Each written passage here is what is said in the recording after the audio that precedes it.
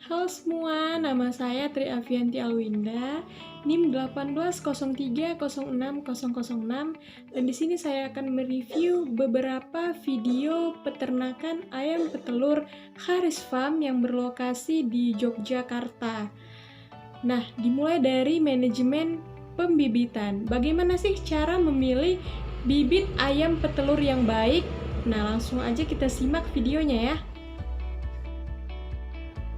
Nah, yang pertama itu bobot badan. Usahakan bibit yang kita beli itu bobot badannya harus sesuai dengan usianya. Bila perlu harus plus 5%.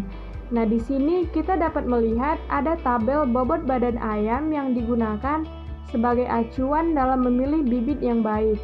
Kedua, usia. Nah, di sini peternak sering ditipu oleh pedagang nakal. Umumnya disamarkan dengan menaikkan bobot badan ayam menggunakan pemberian pakan ayam broiler. Tipsnya, sebelum membeli bibit, mintalah terlebih dahulu invoice pembelian DOC yang akan kita beli. Yang ketiga, keseragaman bobot. 4 minggu sebelum membeli bibit, kita harus menimbang sebanyak 5% dan keseragaman bobot badan minimal 85%. Yang keempat, koefisien of variasinya. Nilai harus lebih kecil dari 8. Kalau lebih besar dari 8 itu berarti jelek, jangan dibeli. Yang keenam, panjang kaki. Pada usia 15 minggu, rata-rata harus bisa mencapai 102 mm. Nah, di sini ada contoh pengukuran kaki pada ayam. Yang ketujuh, sehat. Nah, ciri-ciri ayam yang sehat itu tidak lesu. Kemudian bulunya itu mengkilap dan halus. Kemudian yang ke-9 itu vaksinasi. Sampai dengan minggu yang ke-15 itu vaksin harus sudah komplit sampai yang terakhir yaitu vaksin ND. Nah, caranya kita lihat recordingnya. Kemudian yang 9 itu paruh ayam harus sudah dipotong.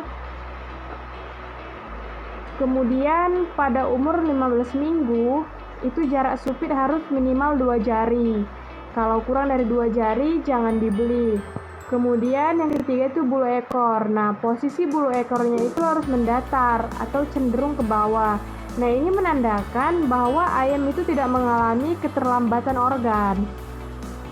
Nah, selanjutnya kita masuk ke manajemen yang kedua, yaitu manajemen pemberian pakan pada ayam petelur. Nah, di sini pemberian pakannya itu same-cell fix, yaitu bahan terdiri dari jagung, konsentrat, dan katul. Nah, di sini pakannya ditimbang terlebih dahulu, kemudian setelah ditimbang, masukkan ke dalam mixer. Nah, di sini mixernya itu kapasitas 200 kg. Nah, dimasukkan pakan yang paling banyak terlebih dahulu. Kemudian disusul dengan pakan yang banyak yang kedua. Kemudian yang terakhir itu ditambahkan vitamin atau katulnya. Dan di mixer selama kurang lebih 4 menit. Kemudian ditampung dan siap dibagikan ke ayam di peternakan. Nah, ini dia pemberian pakan di kandang dengan menggunakan corong. Nah, di sini juga kita lihat manajemen per kandangnya.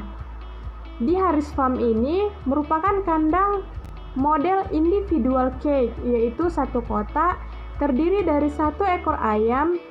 Nah, fungsinya memudahkan peternak dalam mengontrol kesehatan, produksi, dan konsumsi pakan pada ternak. Nah, di sini kita dapat melihat video pengambilan telur di peternakan, yaitu dengan membawa tray itu sendiri atau kotak telurnya. Nah, jadi bagaimana cara menghitungnya?